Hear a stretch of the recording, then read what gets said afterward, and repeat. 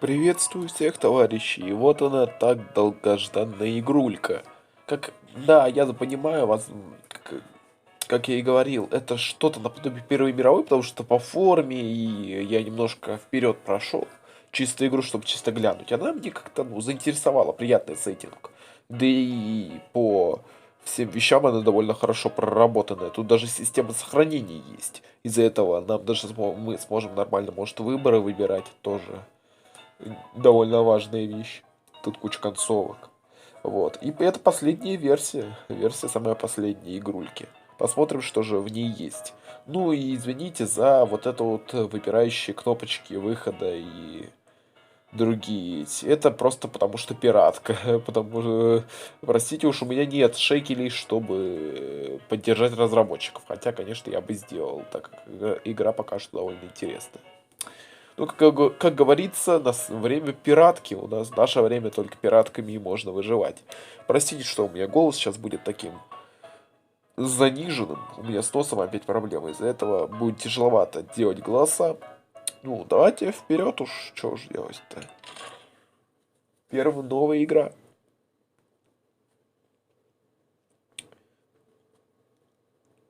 Пожалуйста, потерпи еще немного.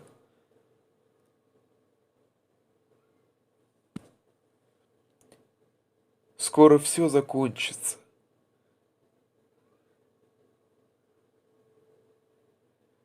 Еще немного. Блин, текст такой неяркий, что пипец.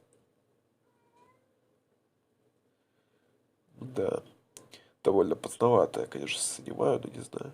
Все изменится. Человечество ждет новый прекрасный мир. Вот увидишь, через некоторое время настанет новый этап эволюции. Там будешь и ты, и я. Какой-то неизвестный голос про эволюцию, нифига не понятно. Перед глазами все плыло, мне с трудом удавалось.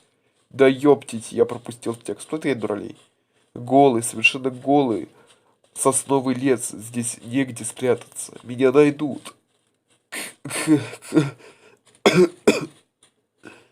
Дыхание становилось, дыхание становилось все тяжелее, а ноги словно наливались свинцом. Куда бежать? И я зацепился ногой за валявшуюся ветку и с шумом упал. Черт.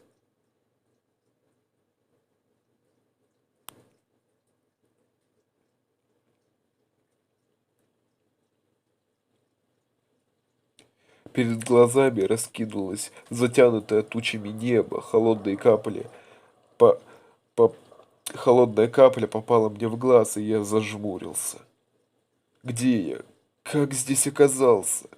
Голова была тяжелая, а внутри ее раз- раз- разрастался ком боли. Думать было трудно, я пробовал пошевелиться, но тело не слушалось. Дождевые капли застучали по моему лицу сильнее, и вместе с шумом приближающейся грозы рядом зазвучали человеческие голоса. Я снова закрыл глаза и, пытаясь сконцентрироваться, внезапно к моей щеке прикоснулось что-то ледяное. Три неясные фигуры склонились надо мной и начали громко переговариваться. Какой-то пацан, а какой-то товарищ в, в маске, девчонка и еще кто-то. Ты знаешь, кто это? Может, он беженец или шпион? Кажется, я прибыл в место своего назначения. Теряя сознание, произнес вслух то, что не следует. Неужели в этот раз получилось? Кажись, это сыграет свою роль. «Эй!» — голос звучал словно через толщу воды. Давай увеличим звук. Сквозь опущенные ресницы я заметил человека в униформе, но был слишком слаб, чтобы разглядеть его. Внезапно ледяная вода окатила меня с головы до ног, быстро приведя в чувство. «Не притворяйся глухим!» Я открыл глаза и сразу же прищурился. Яркий свет лампы был прямо... был... Яркий свет лампы бил прямо в лицо, не давая ничего разглядеть, кроме парнишки в униформе. Взгляд абсолютно черных глаз на долю секунды пригвоздил меня к месту. Он с интересом и недовольством разглядывал меня, всем телом загородив обзор, из-за чего казалось, что кроме нас с ним вокруг никого нет. Я хотел было отстраниться, но не смог.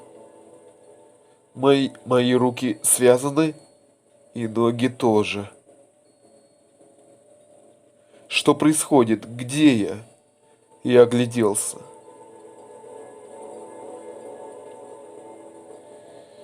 В комнате было еще 4 человека в военной униформе. Они смотрели на меня с напряженным молчанием. Слева стоял полный парень, довольно улыбаясь. В его руках все еще блестело от капель воды пустое ведро. Рядом с ним сердитая девушка.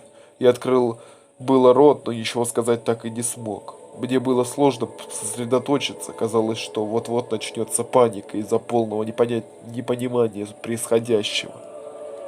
Что это за мрачная комната? Где я? Кто все эти люди? Повсюду висели цепи, железные клещи, острые крюки. На полу валялись обломки штукатурки. Я тяжело задышал. По-настоящему стало страшно из-за полнейшей пустоты. Пустоты в голове. Я не мог ничего вспомнить. Вообще ничего. Сердце колотилось как бешеное. Кто они? Кто я, черт возьми? В углу комнаты высокий юноша что-то сосредоточенно записывал. В мою сторону он даже не смотрел. Большего я рассмотреть не смог. Тонкая рука нависающего надо мной солдата вжала меня в стул. Нависшего надо мной солдата вжала меня в стул. «Кто ты такой и что здесь вынюхиваешь?» «Кто я?» На этот вопрос я и себе не мог ответить. Солдат терпеливо молчал, а я только беззвучно открыл рот. «Кто я? Как здесь оказался? Я не знаю. Я совсем ничего не помню». Страх с новой силой сковал мое горло и парализовал тело. Я боялся не людей вокруг, а самого себя, отсутствия каких-либо воспоминаний о собственной жизни. Так, блин.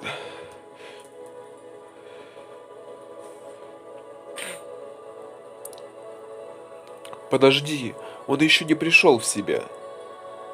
Солдат на мгновение оторвал от меня свой взгляд и мельком посмотрел на товарища. Только в эту долю секунды я смог сделать глубокий вдох, не чувствуя на себе всеобщего пристального внимания. «Кто ты?» Он был настойчив и своими черными глазами, казалось, заглядывал мне прямо в самую душу. От этого я еще больше испугался, и хотя мне нечего было скрывать, внутреннее чутье подсказывало не выдавать своих чувств.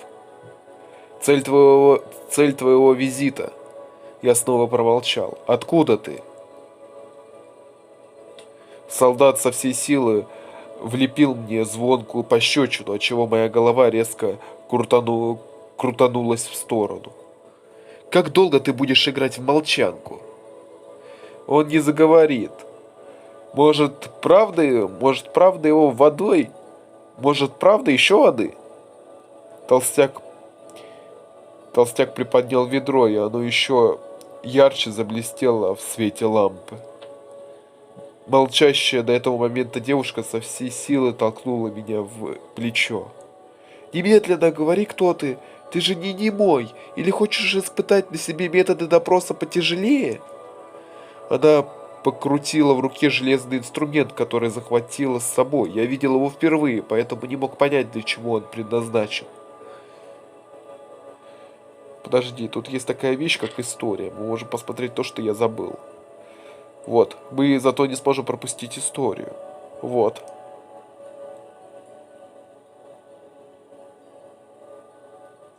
Вот, упитанный. Кажется, так просто он не заговорит. Может, еще холодной воды? Подожди, он еще не пришел в себя. Солдат на мгновение, ну это уже было. Все, дальше вот. Хорошо, теперь мы точно терять не будем хотя бы нить повествования, это радует. Кажется, девушка поняла, в чем дело, и самодовольно улыбнулась. Я покажу, как этим пользоваться. Я покажу, как этим пользоваться. Она сделала шаг ко мне. Подожди, Руф, он вот-вот заговорит. Значит, его зовут Руф. Наверное, стоит Ее зовут Руф. Наверное, стоит это запомнить. Несмотря на ее готовность к применению силы, я продолжал хранить молчание. Ой, что мне им сказать? Я ничего не помню, но вряд ли они в это поверят. Я даже не помню, где нахожусь и что происходит. Как мне стоит поступить? Ну что, будешь говорить? А вот они и первые варианты, товарищи. Ну тут я скажу так. Ну, давайте первые выборы, ну, эти вам, ну, давайте так, промолчать крайне маловероятно, какой-то не очень выгодный вариант, потому что если мы будем продолжать хранить молчание, нас, блин, начнут все-таки резать. На войне они 100% начнут, там, может, пальцы откупорят, я не знаю, с плоскогубцами и всякую другую фигню начнут делать, пальцы из палец, ногти вырывать, хрен знает еще что. Лучше хотя бы что-то сказать, показать, что мы все-таки говорим. Говорить стандартные вопросы бесполезно, они ничего не скажут. Ну, давайте скажем правду, я ничего не помню. Я ничего не помню. Он врет. Только я закрыл рот, как Руф ткнула в меня острым пальцем. Это глупые отговорки, на войне такой глупости никогда не поверят. Может, его контузило? Руф прав, вы же помните, что он сказал, когда мы его нашли? Неужели в этот раз получилось? Я так сказал? Я такое сказал? Не может быть, я совсем этого не помню. И то верно. Вольфганг, посмотри, что тогда произошло. Солдат, который все это время что-то усиленно записывал, поднял голову от своей книжки. Имя Вольфганг. Тьфу, Вольфганга. Тьфу. Тяжеловато произносить еще и с забитым носом, ну да ладно. Имя Вольфганга тоже стоит запомнить. Вольфганг. Вольфганг. Вот, да, Вольфганг. Он быстро он быстро зашелестел страницами, а потом снова уткнулся в свои записи. Этой ночью я плохо спал. Должно быть, бомбы в мясном соусе плохо влияют на мой желудок. Бобы в мясном соусе. Да не этот момент. Да не это, а тот момент, когда мы его нашли. Вольфганг выглянул из-за своей книжки, недовольно посмотрев на Руф, а потом снова спрятал лицо за записями. Я смотрел, как снаряд стремгав, тьфу, стремглав пронесся над моей головой. Небо было мрачное, из тяжелых туч то и дело норовило пойти такой же одинокий и грустный дождь, как и мое настроение в то печальное мгновение жизни. Поле боя было испещрено павшими за правду трупами, но никто из двух сторон конфликта пока еще не хотел поднимать белый флаг. Блин, а красиво пишет. Это для будущих потомков пригодится. Постой, постой. Постой, постой, ты серьезно все так и записываешь? Руф быстро подошла к Вольфангу, и резким движением вырвала из его рук записную книжку. Затем она пролистала ее и с недовольным и разочарованным видом вернула владельцу. Вольфганг крепко прижал к груди дневник и отвернулся. Вот же стыдоба. А мне понравилось, очень красочно, и картина перед глазами живая. К... Послышался слабый кашель. Еще один человек в униформе ненавязчиво напомнил о своем присутствии. Дознаватель кончиками пальцев схватился за лоб. «Вольфганг, читай дальше». Они немцы, получается? Тот все еще стоял к нам спиной. Он слабо кивнул и напряженным голосом продолжил. Под этим бесчинством Руф нежно обхватила Хельгу за талию и притянула к себе, пряча дорогое ей тело от пронизывающих воздух пуль.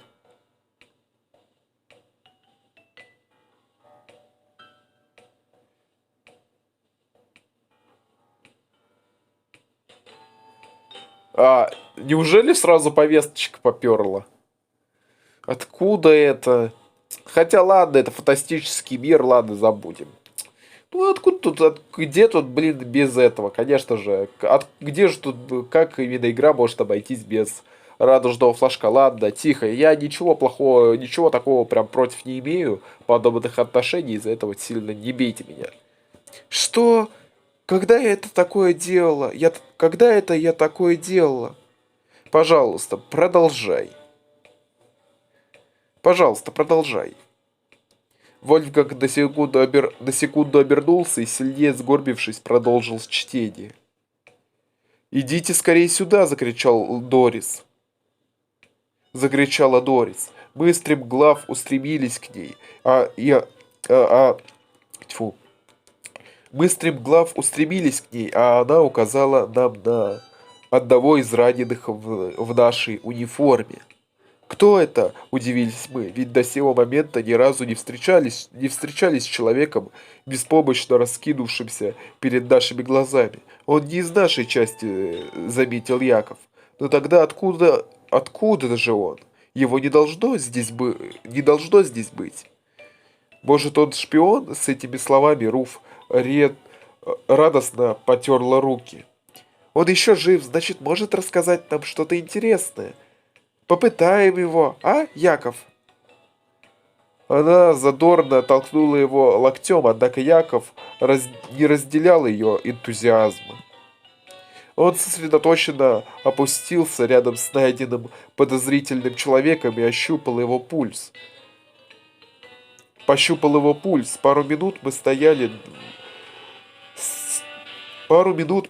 догадки, но в одно мгновение из мгновенный, из и в одно из мгновений раненый приоткрыл глаза и посмотрел прямо в бескрайнее, затянутое тучами небо. Вдруг его губы зашевелились, и Яков приблизился к его рту, приблизил к его рту свое чувствительное к звукам ухо и сосредоточенно внимал его словам. «Неужели в этот раз получилось?» – прошептал незнакомец, словно в бреду, и, сомкнув веки, погрузился в черную бездну бессознательности. Вольфганг замолк, и на несколько секунд в комнате воцарилась тишина. «Да, вот так вот, да, вот такая вот история, мистер Шпион. Что ты на это скажешь?» Я молчал, я не помню всего этого, я вообще ничего не помню, как будто только несколько минут назад моя жизнь началась. И вся эта история была о ком-то другом. Я этого не помню. Может, еще воды? Давай так, давай так, память должна бы... Да, тьфу, давай, так память должна быстрее вернуться. Блин, нас снова окатило водой. Вот собаки. В ту же секунду поток ледяной воды окатил меня с головы до ног. Мои зубы застучали от холода, а по телу пробежали мурашки. «Что ж, господин Небо», Предпочитаете допрос пожестче? Как ты узнал его имя? Ты серьезно, Оливер? Ты не знаешь значения латинского «немо»? Я думал, это общепринятое понятие. Эм, Мне до сих пор было сложно понять происходящее, но никто не хотел этому верить. «Эй, ты, небо, будешь говорить?» Я посмотрел на Руф. Думаю, признаться все же стоит. Может, они как-то смогут мне помочь. Мне кажется, у меня амнезия. Разве во время амнезии ты можешь разговаривать? Разве это так работает? Возможно, навыки у него сохранились, а воспоминаний нет. Повисло молчание, от пристального взгляда черных глаз внутри снова все похолодело. Безымянный солдат не поверил. «Очень удобно, не думаешь? Не думаешь так, господин Немо?» «Господин Немо, стоит только сказать, что у тебя амнезия, как сразу же перестанешь быть подозреваемым?» «Нет, это не так. Это не так. Ты врешь». Внезапно меня еще раз окатил поток ледяной воды. Дознаватель отскочил, явно этого не ожидая. От, приз... От пронзающего холода навалилось отупление. Нормально вы допрашиваете, блин, чувака, блин? Вы как бы сейчас его вообще можете так заморозить, что он нахрен ничего не скажет вам вообще. Какого черта ты творишь, Оливер? Зачем ты это сделал? Зачем ты это сделал? Они заговорили одновременно, а Вольфганг тихонько и хрипло надо мной посмеялся. Ну так, малыш, небо же врет, а по инструкции за неподчинение или от сокрытия информации предусмотрено наказание.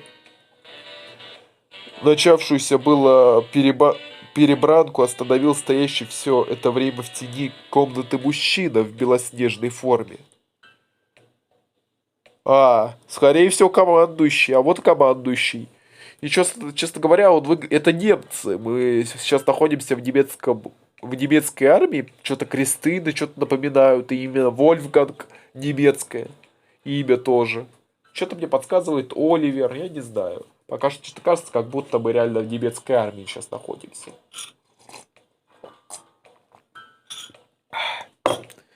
Довольно. Теперь я сам этим займусь. При его приближении солдаты почтительно расступились. Похоже, он был здесь за главного, да и выглядел значительно старше остальных. Человек подошел ко мне вплотную, едва не задевая своими коленями мои, и грозно посмотрел сверху вниз. Потом он наклонился, небрежно схватил меня за подбородок и начал крутить лицо в разные стороны. Я пытался было вырваться, но он не позволил. Амнезия, стало быть. Интересно. Эти слова он пробормотал себе под нос. Я бы не услышал, не будь он ко мне столь неприятно близко. Мужчина еще долго рассматривал меня с разных сторон. Я не мог понять, чем же обычное лицо так могло его заинтересовать. В тот же момент я вдруг осознал, что и сам не помнил, как выглядел. Может, в моей внешности было что-то необычное?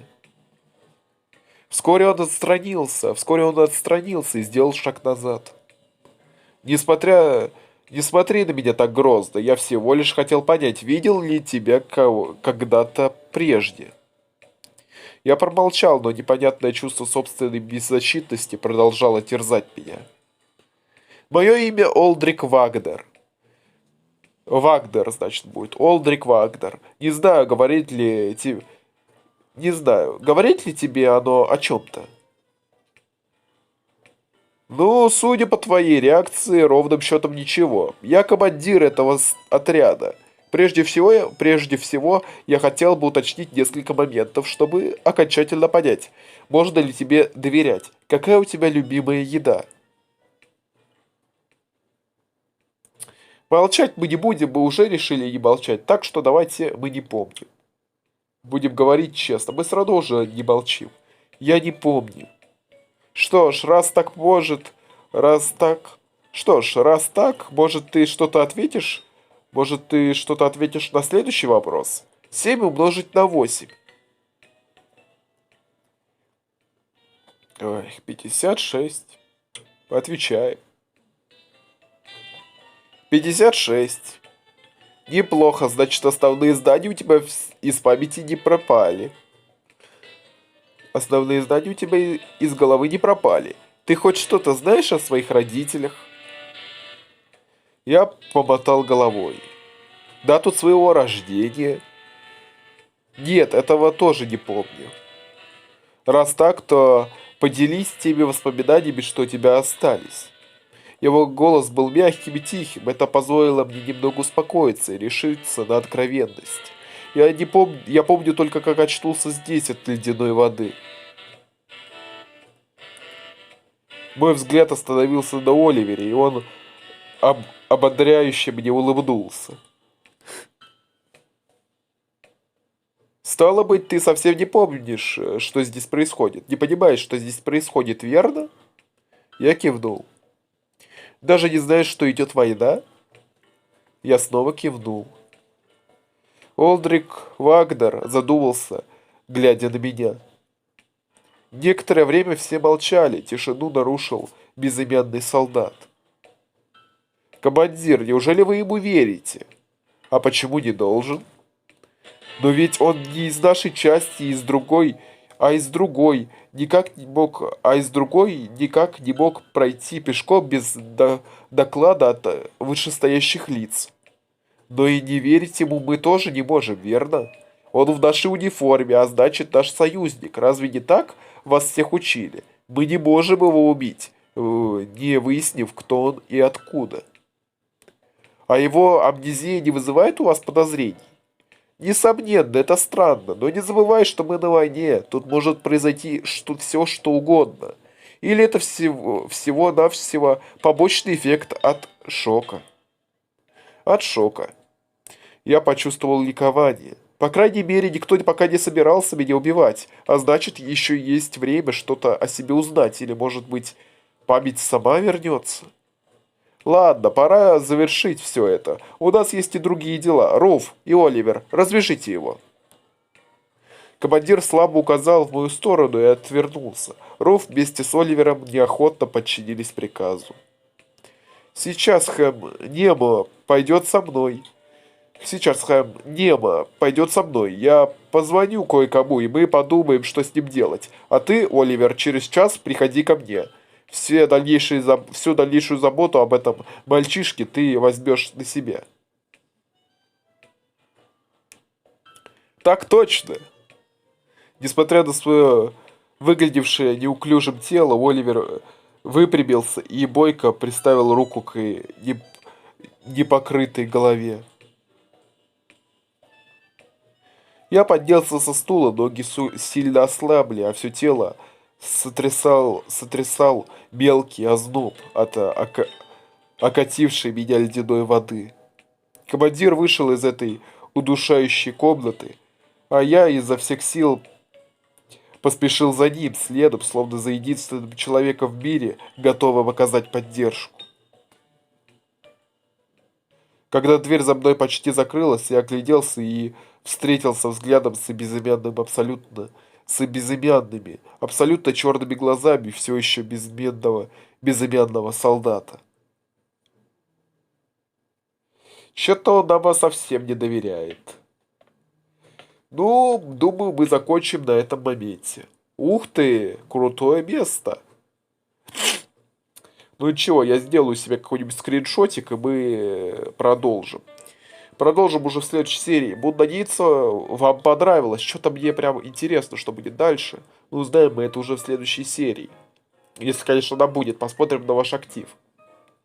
Ставьте лайки, пишите комментарии, предлагайте игры для прохождения, потому что все-таки прям, ну, может, вы найдете что-то реально тоже интересное, как вот эта вот игра. Она пока что меня интригует.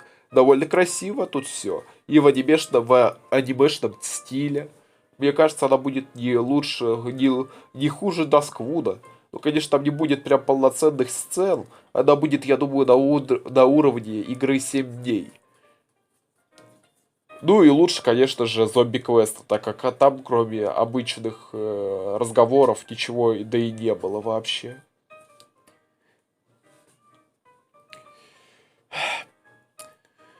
Критикуйте, буду рад, предлагайте варианты, как можно улучшить качество видеороликов, буду рад с вами пообщаться.